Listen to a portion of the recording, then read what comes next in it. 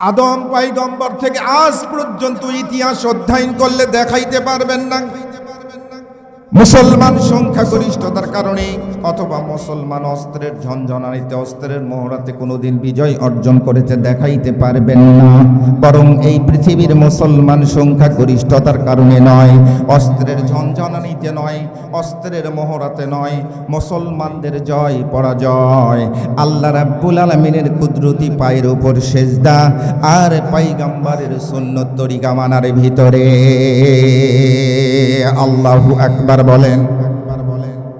মুসলমান ভাইরা রে আমার, ছোট্ট একটা ওয়াকিয়া মাথার মধ্যে ঢুকে গেল বলে দেই। ঐতিহাসিক বদরের ময়দান ৩১৩ জন ক্ষুধার্ত নিরস্ত্র সাহাবা কেরাম নিয়ে কেমনি মহান বিজয় অর্জন করলেন। এই বিজয়কে আল্লাহ রাব্বুল আলামিন কোরআনুল কারীমের ভাষায় ইয়াউমাল ফুরকান বলেছেন। এই বিজয় অর্জন করার পর আল্লাহর পয়গম্বর সমস্ত সাহাবীদেরকে নিয়ে বসলেন। সমস্ত সাহাবীরা সামনে বসা, আল্লাহর পয়গম্বর তার জবান দ্বারা, তার মুবারক পূর্ণ জান্নাতি জবান দ্বারা জিজ্ঞেস করছেন, ও আমার সাহাবীরা, তোমরা বলো দেখি যুদ্ধ চলাকালীন কার কি অবস্থা হয়েছিল, কার গোজারি শোনাও। এক একজন সাহাবী দাঁড়ায় এক এক অভিজ্ঞতার কথা শুনাইতেছিলেন। পিছনের লাইন থেকে একজন সাহাবী, যেই সাহাবীটার নাম হলো মানসার রাদিয়াল্লাহু তাআলা আনহু, ৩১৩ নম্বর সাহাবী। এই সাহাবী হাত উত্তোলন করে বললেন, লাব্বাইকা ইয়া সাদাইক রাসূলুল্লাহ, নবী গো, যুদ্ধ চলাকালীন সময়ে আমি একটা বিষয় দেখেছি গো পয়গম্বর। যেই বিষয়টা দেখে আমি কিংকর্তব্য বিমূঢ় হয়েছি, হতবিম্ব হয়েছি, আমার বাকরুদ্ধ হয়েছে। আমি এই প্রশ্নটা আপনার সমস্ত সাহাবীর কাছে করেছি, কেউ উত্তর দিতে পারে নাই। আল্লাহর নবী ডাক দিয়ে বললেন, সাহাবীরা রে, যুদ্ধের ময়দানে তোমরা কে কি দেখেছো তাড়াতাড়ি বলো। এই সাহাবী ডাক দিয়ে বলছে, ইয়া রাসূলুল্লাহ, ইয়া হাবিবাল্লাহ, তো চলাকালীন সময়ে আমি একটা বিষয় দেখেছি। বিষয়টা হলো, আমি এক কাফেরকে মারার জন্য তরবারি উঁচু করে দৌড়াইতেছিলাম। আমি লক্ষ্য করে দেখি আমার ডান দিকে কেউ নাই, আমার বাম দিকেও কেউ নাই। আমি পিছনে তাকিয়ে দেখি আমার পিছনেও কেউ নাই। কিন্তু যেই কাফেরের ঘাড়ের উপর তরবারি চালাবো, তরবারিটা উঁচু করে আমি দৌড়াচ্ছি, হঠাৎ করে লক্ষ্য করে দেখি ওই কাফেরের ঘাড়ের উপর তরবারি চালানোর আগেই তার ঘাড় থেকে তার মাথাটা জমিনের মধ্যে পড়ে গেল। আল্লাহর নবী বললেন, সাহাবীরা রে, তোমরা কি মনে করেছো ক্ষুধার্ত নিরস্ত্র অবস্থায় তোমাদের যুদ্ধের ময়দানে ছেড়ে দিয়ে আমি পয়গম্বর তাঁবুর মধ্যে আরাম করছিলাম? না না, আমি পয়গম্বর তাঁবুর মধ্যে আরাম করি নাই রে সাহাবী। আমি পয়গম্বর যখন তাঁবুর মধ্যে প্রবেশ করলাম, 2 রাকাত সালাত আদায় করলাম, 2 রাকাত সালাত আদায় করলাম, 2 রাকাত সালাত আদায় করলাম। আমি কথাটা 3 বার বললাম, রিপিটেশন করে বললাম, তাহকিক করে বললাম। কথাটার গুরুত্ব আছে বাজান, এখানে শুনবেন। আমি 2 রাকাত সালাত আদায় করলাম। সালাত আদায় করার প্রাক্কালে আমি যখন সেজদারত অবস্থায় চোখের পানিটা জমিনের মধ্যে ছেড়ে দিয়েছি, এই চোখের পানিটা জমিনে পড়ার আগেই 7 আসমান পেরিয়ে আল্লাহর আরশে আজিমের মধ্যে ধাক্কা লাগাইছে। আল্লাহ রাব্বুল আলামিন জিবরাইল মারফত পাঠায় দিলেন। জিবরাইল মারফত জানায় দিলেন, ইয়া রাসূলুল্লাহ, ইয়া হাবিবাল্লাহ, আপনি সেজদা থেকে মাথা উত্তোলন করেন, চোখের পানি মুছে নেন। আপনি কাঁদবেন না গো পয়গম্বর, কান্নার কোনো কারণ নাই। আপনার কান্না আল্লাহ রাব্বুল আলামিন সহ্য করতে পারে না। নবী গো, আপনার ক্ষুধার্ত নিরস্ত্র সাহাবা কেরামদের কেবলমাত্র যতটুকু শক্তি আছে এতটুকু শক্তি তারা যুদ্ধের ময়দানে ব্যয় করবে, আর বাকি কাজটা করার দায়িত্ব স্বয়ং রব্বে কারীম আল্লাহ রাব্বুল আলামিন তার কুদরতি হাতের মধ্যে নিয়ে নিলেন। চিৎকার করে একটু বলুন সুবহানাল্লাহ। আল্লাহর পয়গম্বর বললেন, সাহাবী, সেজদার মাধ্যমে, নামাজের মাধ্যমে সাহায্য চাইতে হবে আল্লাহ রাব্বুল আলামিনের কাছে। ইয়্যাকা না'বুদু ওয়া ইয়্যাকা নাস্তাঈন।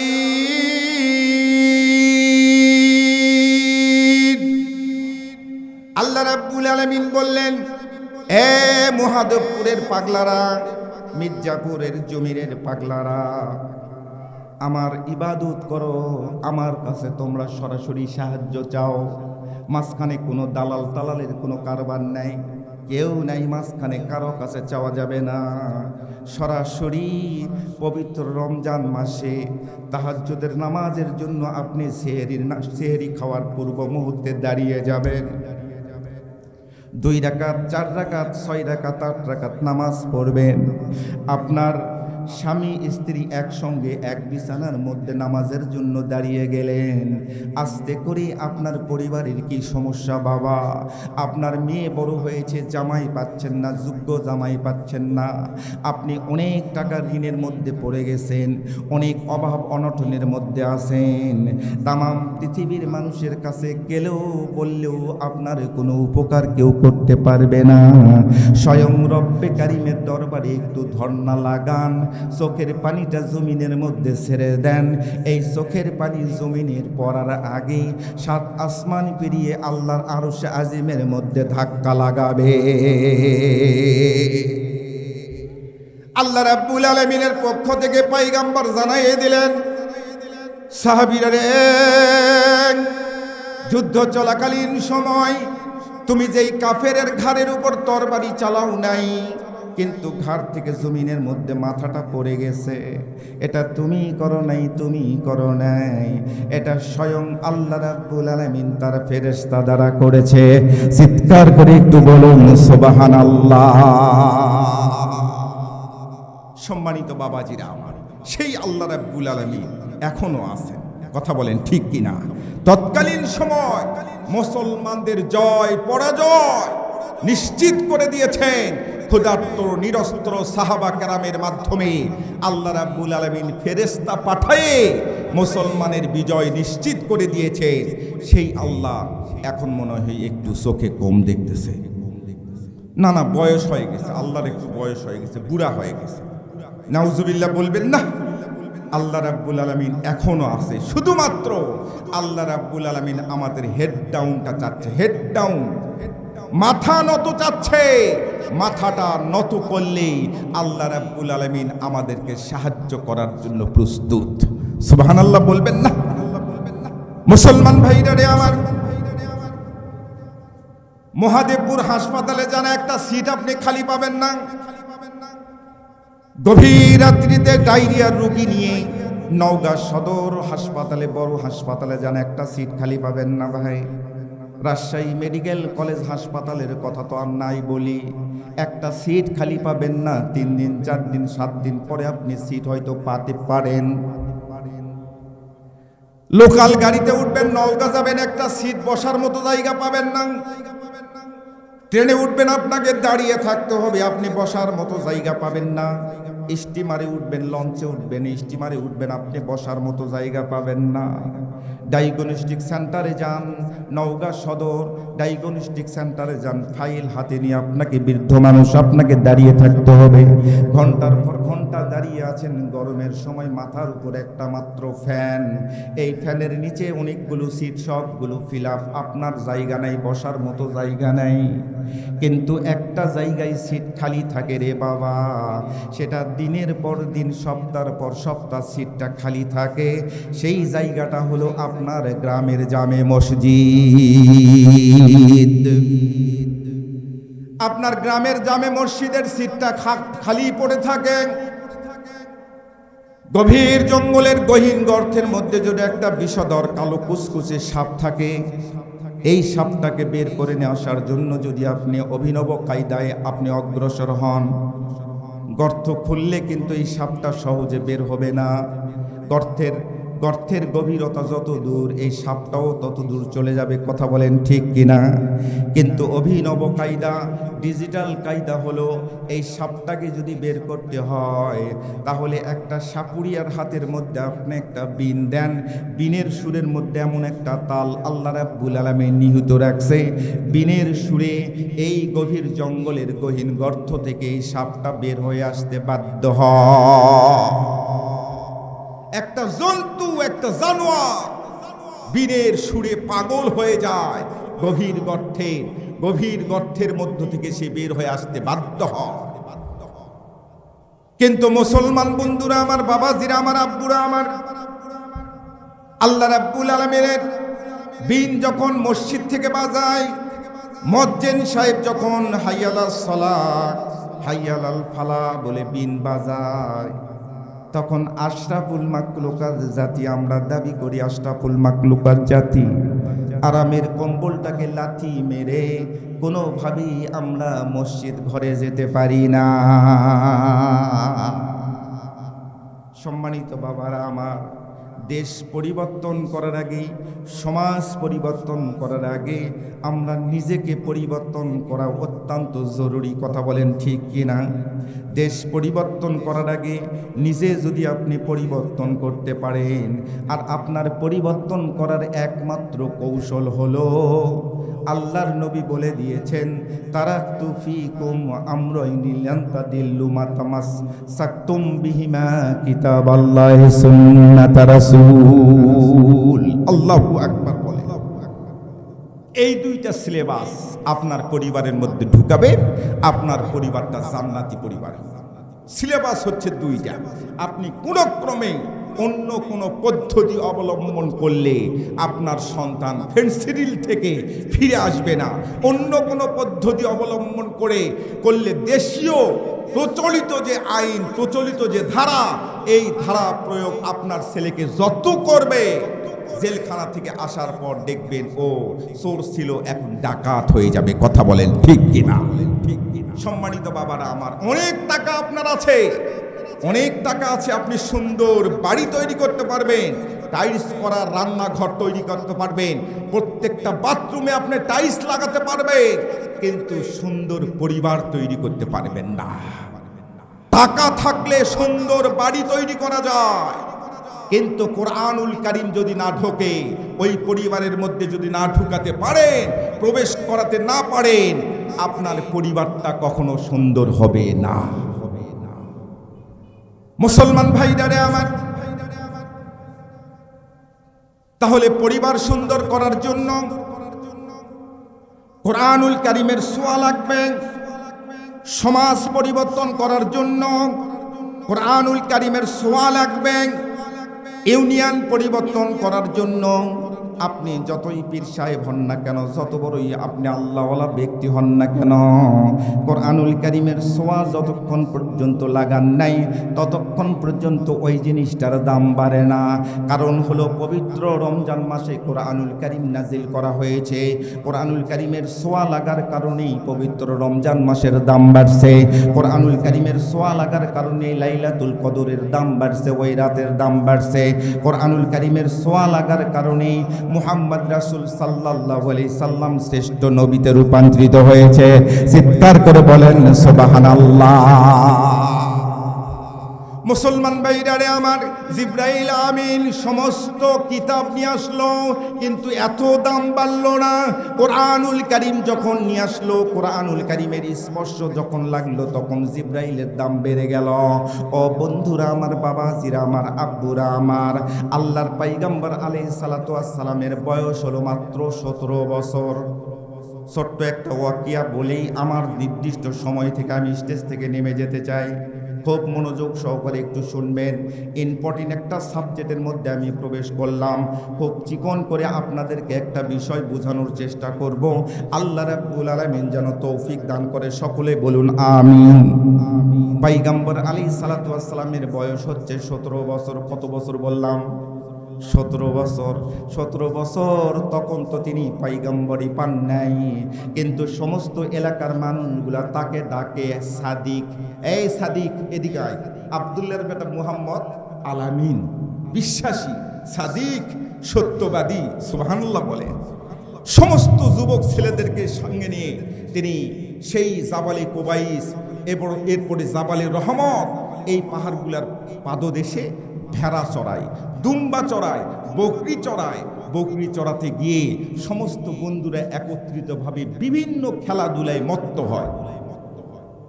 তৎকালীন যুগের যেগুলো খেলাধুলা ছিল সেই খেলাধুলায় মত্ত হয়, কিন্তু পয়গম্বর আমাদের নবী মুহাম্মদ রাসূল সাল্লাল্লাহু আলাইহি সাল্লাম উনি একটা পাথরের উপর বসে থেকে, সব বন্ধুরা খেলাধুলা করে, উনি পাথরের উপর বসে থেকে দুই গালে হাত দিয়ে কি যেন একটা চিন্তা করে। সুবহানাল্লাহ বলবেন না? চিন্তা করে। চিন্তা আমাদেরও করার দরকার, চিন্তা এবং চেতনাটা আমাদেরও পরিবর্তন করার দরকার। 53 বছর 54 বছর হয়ে গেল, বাংলাদেশ স্বাধীন হয়ে গেল। 1757 সাল থেকে ব্রিটিশদের অত্যাচারে অতিষ্ঠ, তারপরে পলাশির প্রান্তরে আমরা পরাজিত হওয়ার পর, ষড়যন্ত্রের শিকার হয়ে পরাজিত হওয়ার পর এখনো ষড়যন্ত্র চলছে বাংলাদেশের জমিন থেকে যেন ইসলাম নামক এই দৌলত না থাকে। কথা বলেন ঠিক কিনা? মুসলমান ভাইরা রে আমার, পয়গম্বর আলাইহিস সালাতু ওয়াস সালামের বয়স 17 বছর। এই মুহূর্তে জাহিলিয়াতের অন্ধকারাচ্ছন্ন পরিবেশ চলে। নিজের স্ত্রীকে টাকার বিনিময়ে অন্যের ঘরে উঠায় দেয়, নিজের সন্তানকে জীবন্ত কবর দেওয়া শুরু করলো। নিজের উটটা যদি আরেকজনের চারাতে পানি পান করে একটু, তাহলে 2-3টা খুনাখুনি হয়ে যায়, মার্ডার হয়ে যায়। আমার বাবা 4টা খুন করেছে, এই কারণে আমাকে ওভারটেকিং করার লগে, ওভারটেকিং করার জন্য আমি 5টা খুন করেছি, 5টা মার্ডার করেছি। এই মার্ডারের প্রমাণস্বরূপ আমার বাহাদুরি মানুষের কাছে জাহির করার জন্য আমার বাড়ির গেটের সামনে কবিতা আবৃত্তি করে লিখে রাখছি। আমার বাবা করেছে 3টা খুন, আমার দাদা করেছিল 2টা খুন। আমি বাবা এবং দাদার চেয়ে অনেক গুণ বেশি শক্তিশালী, আমি 5টা মার্ডার করেছি। চিৎকার করে বলেন নাউজুবিল্লাহ। এইরকম একটা বাহাদুরি ছিল। সর্বশ্রেষ্ঠ নেককারজনক যেই ঘটনা ঘটত, সেই ঘটনাটা হলো আল্লাহর ঘর কাবা ঘরের সামনে রাতের বেলা নিজের পোশাকটা একটা একটা করে খুলে রাখতো, ন্যাংটা অবস্থায় তোয়াফ করত, লাব্বাইক আল্লাহুম্মা লাব্বাইক।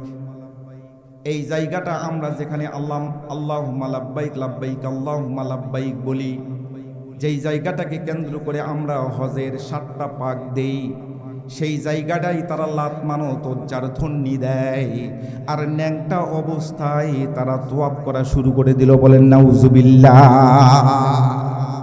এই চিন্তাগুলোই আল্লাহর নবী মুহাম্মদ সাল্লাল্লাহু আলাইহি সাল্লাম 2 গালে হাত দিয়ে করতেছে। এগুলো কিভাবে প্রতিহত করা যাবে? আমি তো একা যুবক মানুষ, আমি যদি এই কথাটা বলি, আমার চাচা আবু জেহেল, উতবা, সাইবা ওরা অনেক প্রভাবশালী লোক, আমাকে তো একবারে টুকরা টুকরা করে ফেলবে। স্বাভাবিক চিন্তা এবং চেতনা, তিনি এটাই শুধুমাত্র পাথরের উপর বসে থেকে চিন্তা করছে। চিন্তা করতে করতে হুট করে মাথার মধ্যে ঢুকে গেল, খেলাধুলা যখন শেষ, সন্ধ্যা যখন চলে আসলো, তখন সমস্ত বন্ধুদেরকে ডাক দিল, এ বন্ধুরা, দোস্তরা, তোমরা একটু আমার কাছে আসো, আমার একটা কথা আছে। সমস্ত বন্ধুদেরকে ডাকলেন। মির্জাপুরের গ্রামের কিছু লোক, মহাদেবপুরের কিছু লোক, ওই ধামইরহাট থেকে কিছু বন্ধু, রানীনগর থেকে কিছু বন্ধু, মান্দা থেকে কিছু বন্ধু, সমস্ত বন্ধুদেরকে ডাক দিয়ে আল্লাহর পয়গম্বর জানাই দিলেন, ও আমার বন্ধুরা, দোস্তরা, আগামীকাল সকালবেলা মাতাবের মধ্যে একটা মিটিং করব, একটা সভা আলোচনা করব তোমাদেরকে নিয়ে। তোমরা সবাই কিন্তু আইসো। মুহাম্মদ সাল্লাল্লাহু আলাইহি সাল্লাম ছোট মানুষ, তারপরও সবাই শ্রদ্ধা করে, সবাই তাকে মানে, সবাই তাকে আলামিন বলে ডাকে। আব্দুল্লাহর বেটা মুহাম্মদ কোনোদিন কোনো আবদার করে নাই, আজকে একটা আবদার করেছে, আমরা সবাই উপস্থিত হব। 17 বছর, 18 বছর, 19 বছর, 22 বছর, 16 বছরের যুবকেরা সবাই সকালবেলা একত্রিত হলো মাতাবের মধ্যে। মাতাবের মধ্যে একটা পাথরের উপর আল্লাহর পয়গম্বর দাঁড়ালেন। সমস্ত বন্ধুদের উদ্দেশ্যে বক্তব্য দেওয়া শুরু করলেন। বক্তব্যের প্রাক্কালে তিনি বলে দিলেন, মূল টপিকসটা বলে দিলেন, সমাজটা তো এভাবে চলতে দেওয়া যায় না, সমাজটা পরিবর্তন করার দরকার। আর এই পরিবর্তনের জন্য আমরা একটা কমিটি গঠন করতে চাই, একটা সমিতি গঠন করতে চাই, একটা ক্লাব গঠন করতে চাই। আমি কমিটি, সমিতি, ক্লাব শব্দগুলা ব্যবহার করলাম কারণ উপমা হিসাবে আপনাদেরকে বোঝানোর জন্য। আল্লাহর নবী বললেন, আমরা একটা কমিটি গঠন করতে চাই, একটা সংগঠন তৈরি করতে চাই। এই সংগঠনের নামটা কি দেওয়া যায়? এক একজন বন্ধুরা এক এক নাম দিল, কিন্তু আল্লাহর পয়গম্বরের কোনো নাম পছন্দ হলো না। আল্লাহর পয়গম্বর আস্তে করে তার মোবারকপূর্ণ জান্নাতি মুখ দ্বারা বের হয়ে গেল।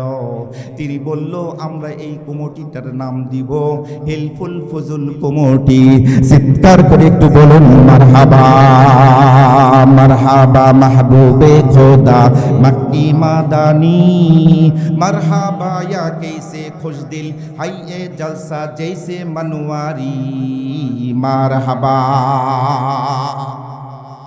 मुँह में हाशी दिल में खुशी बहबा मासाई, मुँह में हाशी दिल में खुशी बहबा मासाई, चारों तरफ में झकमक झकमक खुश मासाई, মারহাবা মাহবুবে খোদা মক্কি মাদানী, মারহাবা ইয়া कैसे खुश दिल हाय ए जलसा जैसे मनवारी, মারহাবা। মুসলমান ভাইরা রে আমার, চিকন কথা, আল্লাহর পয়গম্বর হেল্পফুল ফজল কমিটির মাধ্যমে সকাল থেকে শুরু করে দিলেন। পরের দিন সকাল থেকে শুরু করলেন। যেই বাড়িটাতে জেনা ব্যভিচার চলতো, মদ খাওয়া চলতো, যেই বাড়িটাতে সুদের ব্যবসা চলতো, ঘুষের কারবার চলতো, যেই বাড়িটাতে মেয়ে নিয়ে বিভিন্ন নর্তকী ড্যান্স হতো, এই বাড়িগুলাতে গেলেন, বাছাই করে করে লিস্ট করলেন, ওই বাড়িগুলাতে গেলেন, গিয়ে আস্তে করে আল্লাহর পয়গম্বর তাদেরকে সম্বোধন করে বললেন, ভাইজানেরা, আপনারা তো ছোটোবেলা থেকে আমাকে চেনেন, আমাকে আপনারা আলামিন বলে ডাকেন, আমাকে সাদিক বলে ডাকেন, আমাকে অনেক আদর করেন, যত্ন করেন, আমিও আপনাদেরকে শ্রদ্ধা করি, ভালোবাসি। তবে দয়া করে বলছি, আপনারা আর অন্যায় করেন না, অবিচার করেন না। কাবা ঘরের সামনে আপনারা যা কারবার শুরু করেছেন, এই কারবার তো চলতে দেওয়া যায় না।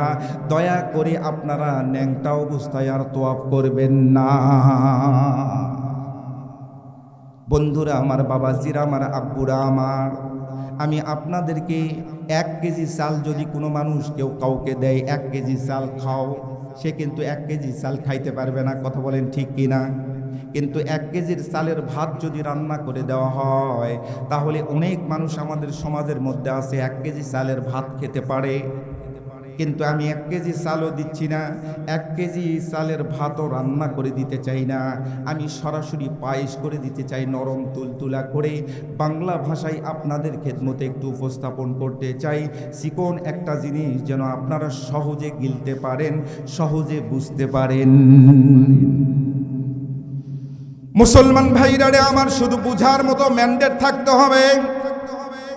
আল্লাহর পয়গম্বর দাওয়াত দেওয়া শুরু করলেন। 1 বছর, 2 বছর, 5 বছর, 20 বছর, 25 বছর। আল্লাহর পয়গম্বরের বয়স 25 বছর হয়ে গেল, 30 বছর হয়ে গেল, 35 বছর হয়ে গেল, 40 বছর টার্নিং পয়েন্টে চলে গেলেন। 25 বছরের সংসার করলেন, বিবাহ শাদী করলেন। 40 বছর বয়স যখন টার্নিং পয়েন্টে চলে গেলেন, 40 বছর 40 ইয়ার্স ওল্ড, টার্নিং একটা পয়েন্ট। আল্লাহর পয়গম্বর পিছনে ঘুরে দেখছেন কয়টা মানুষ হেদায়েত হলো, কয়টা মানুষ পরিবর্তন হলো। একটা যোগ বিয়োগ করার দরকার। কথা বলেন ঠিক কিনা? আপনারা যোগ বিয়োগ করে একটু বলেন তো। 17 বছর বয়স থেকে শুরু করেছেন দাওয়াত দেওয়া, 17 বছর, 18 বছর, 19 বছর, 39 বছর, 40 বছর বয়স পর্যন্ত দাওয়াত দিল। এই মাঝখানে কত বছর অতিবাহিত হয়ে গেল বলেন তো? কথা বলেন ঠিক কিনা? 23টি বছর অতিবাহিত হয়ে গেল। 23 বছর মানুষের দুই পা দুই হাত জড়িয়ে ধরে বুকের মধ্যে চাপা দিয়ে তাদেরকে দাওয়াত দিয়েছে, এ ভাইজানেরা আর অন্যায় করেন না। আল্লাহর নবী পিছনে তাকিয়ে দেখেন একটা মানুষও হেদায়েত হয় নাই। 0000000 একটা মানুষও কথা শোনে নাই। যেই মানুষগুলো আল্লাহ রাসূলের সহবতে এসেছিল আগে, সেই মানুষগুলোই আছে। ওই আবু বকর, আলী, এই মানুষগুলোই আছে। তাছাড়া অন্য কোনো মানুষ আল্লাহ রাসূলের এই দাওয়াত গ্রহণ করে নাই। খুব চিন্তার বিষয়, কোন মানুষ দাওয়াত দিয়েছে?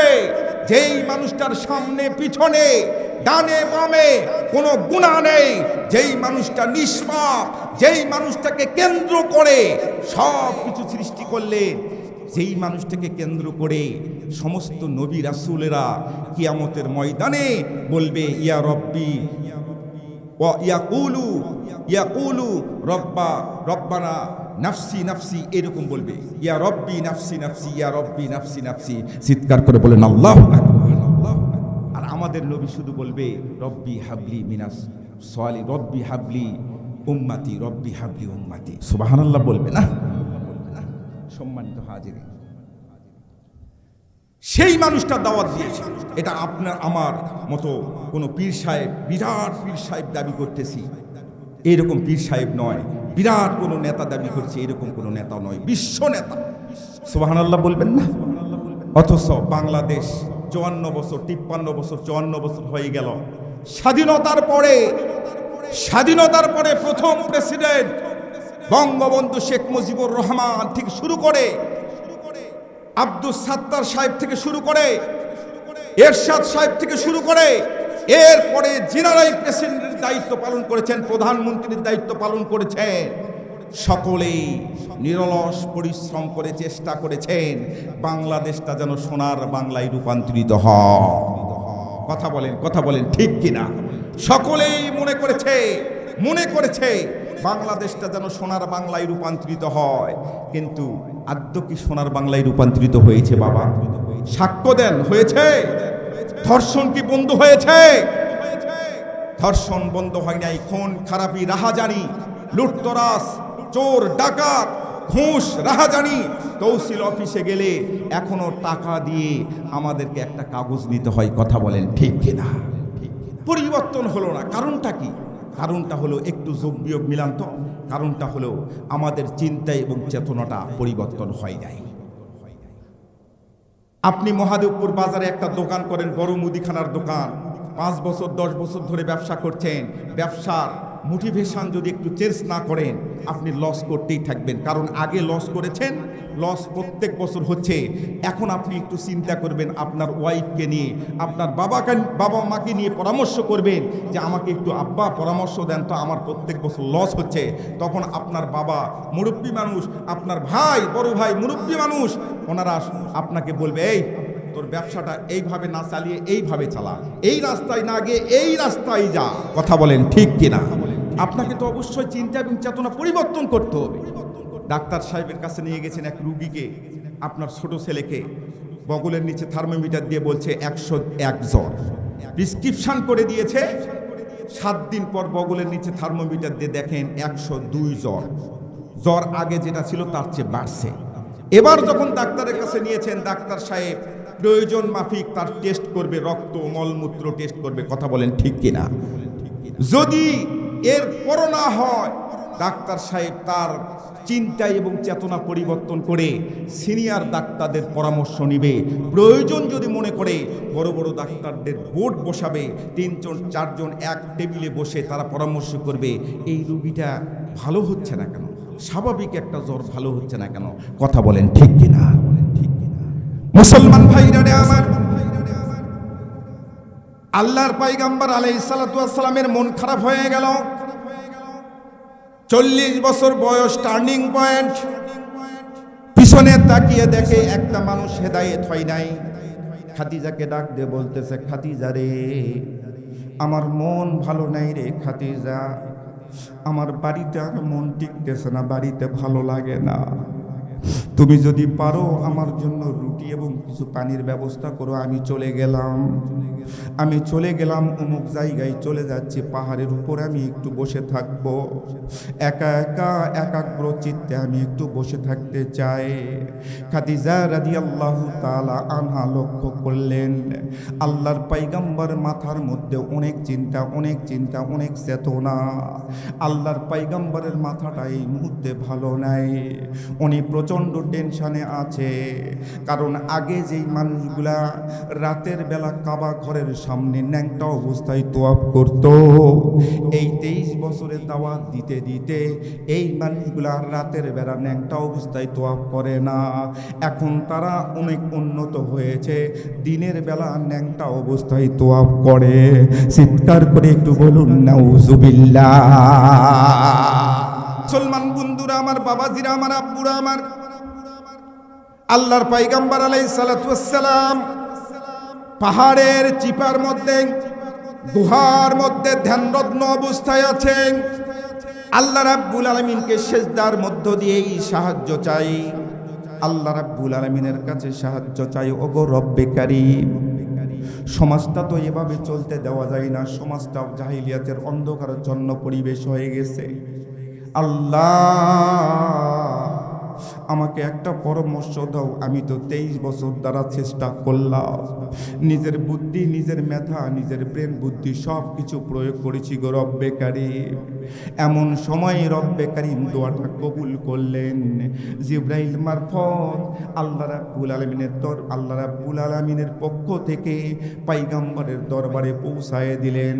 পয়গম্বরকে জিবরাইল ডাক দিয়ে বলতেছেন, ওগো পয়গম্বর আপনি পড়েন ইকরা বিসমি রব্বিকাল্লাযী খলাক। সুবহানাল্লাহ বলেন। এই কিতাবটা আপনি সিনার মধ্যে নেন, এই কিতাবটা সিনার মধ্যে আপনি নিয়ে যান। কিতাবটা সিনার মধ্যে নিলেন, বাজান সংক্ষেপে একটু বলে দেয়। কিতাবটা সিনার মধ্যে নিলেন, পাহাড় থেকে জান্নাতি কদম মোবারক নিচের দিকে নামলেন। আল্লাহর পয়গম্বর সমাজের মধ্যে বলে দিলেন, এই মাত্র মদ খাওয়ার বিরুদ্ধে কোরআনুল কারীমের আয়াত নাজিল হয়ে গেছে, ওখানেই মদ স্টপ। যেখানে নামাজের আয়াত শুরু হয়ে গেছে সেখানে নামাজ চালু হয়ে গেল। যেখানে তাস খেলা নিষেধ সেখানে তাস খেলা বন্ধ হয়ে গেল। যেখানে কাবা ঘরের সামনে ন্যাংটা অবস্থায় তোয়াফ করা যাবে না, সঙ্গে সঙ্গে ওখানে তোয়াফ বন্ধ হয়ে গেল। যেখানে ধর্ষণ বন্ধ সেখানে ধর্ষণ বন্ধ হয়ে গেল। আল্লাহর পয়গম্বর মসজিদে নববীর ওই মিম্বারের উপর দাঁড়িয়ে পয়গম্বর ঘোষণা করলেন, খয়রুল কুরুনি কারণী, আমার যুগটা হলো সর্বশ্রেষ্ঠ যুগ। চিৎকার করে বলেন সুবহানাল্লাহ। জি জি আলহামদুলিল্লাহ। মুসলমান ভাইরা আমার, তাহলে কথাটা হলো, লক্ষ্য করেন, 17 বছর থেকে শুরু করলো দাওয়াত দেওয়া, 40 বছর পর্যন্ত আল্লাহর পয়গম্বর আলাইহিস সালাতু ওয়াস সালামের মেধা ওখানে খাটানো হয়েছে। কথা বলেন ঠিক কিনা? কিন্তু একটা মানুষ হেদায়েত করতে পারে নাই। কিন্তু পয়গম্বর আলাইহিস সালাতু ওয়াস সালাম 40 বছর থেকে 63 বছর পর্যন্ত কোরআনুল কারীম যেখানেই লাগাইছে, যেখানেই ছোঁয়া লাগছে, কোরআনুল কারীম সাথে নিয়ে যখন দাওয়াত দেওয়া শুরু করছে সেখানেই সেই অন্যায় বন্ধ হয়ে গেছে আর হকটা প্রতিষ্ঠিত হয়ে গেল। এখানেও কিন্তু 23 বছর, 40 থেকে 63 বছর, এটা হলো সোনার মদিনা হয়ে গেল। সুবহানাল্লাহ বলবেন না? বন্ধুরা আমার, বাবাজিরা আমার, আব্বুরা আমার, 54 বছর ধরে আমরা যতই পীর সাহেব হই না কেন, মানুষের রচিত তন্ত্র মন্ত্র, মানুষের রচিত সংবিধান দিয়ে বাংলাদেশটা সোনার বাংলায় রূপান্তরিত করার চেষ্টা করেছি। সকলেই চেষ্টা করেছে, ধরে নিলাম সকলেই চেষ্টা করেছে, কিন্তু না না, মহামানব মুহাম্মদ রাসূল সাল্লাল্লাহু আলাইহি সাল্লাম নিজের মেধা প্রয়োগ করে 23 বছরে ফেল হয়ে গেল।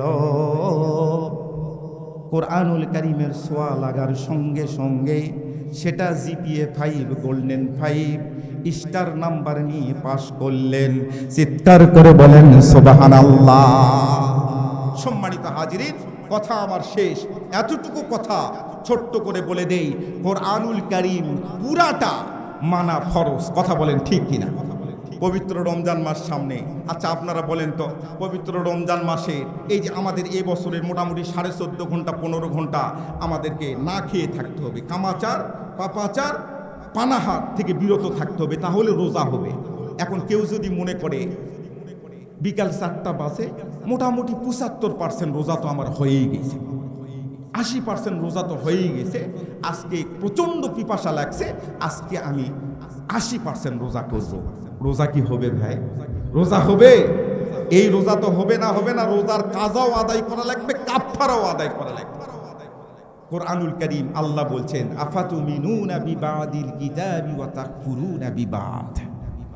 কোরআনুল কারীমের আপনি 80% মানছেন, নামাজ মানছেন, রোজা মানছেন, হজ মানছেন, যাকাত দেন, মাঝে মধ্যে উমরাতেও যান, সব ঠিক আছে, কিন্তু একটা অংশ একামতে দিন প্রতিষ্ঠিত করো, এই দিনের ব্যাপারে না বাবা আমি হজ করে আসছি, আমি আর ওইদিকে ঝামেলা যাব না, আপনি মুমিন থাকতে পারবেন না। আল্লাহ রাব্বুল আলামিন মুমিন হিসাবে আমাদেরকে অন্ধকার কবরে নেই। কোরআনুল কারীম সম্পূর্ণ মানা আপনার জন্য ফরজ। আল্লাহ রাব্বুল আলামিন আমাদের সবাইকে কবুল করুক। ওয়া আখিরু দাওয়ানা আনিল হামদুলিল্লাহি রাব্বিল আলামিন।